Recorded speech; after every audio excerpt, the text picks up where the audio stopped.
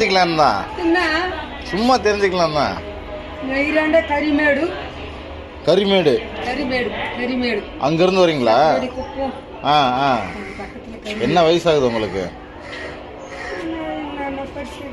இல்லை, என்ன வயசுன்னு?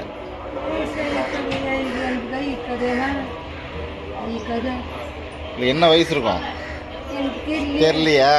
சரி, இது உங்களுக்கு லாபமாக இருக்குதா? சரி சரி சரி சரி. எத்தனை வருஷமா பண்ணுறீங்க இந்த தொழில? ரொம்ப வருஷமா பண்ணுறீங்க. ரொம்ப வருஷமா பண்ணுறீங்க.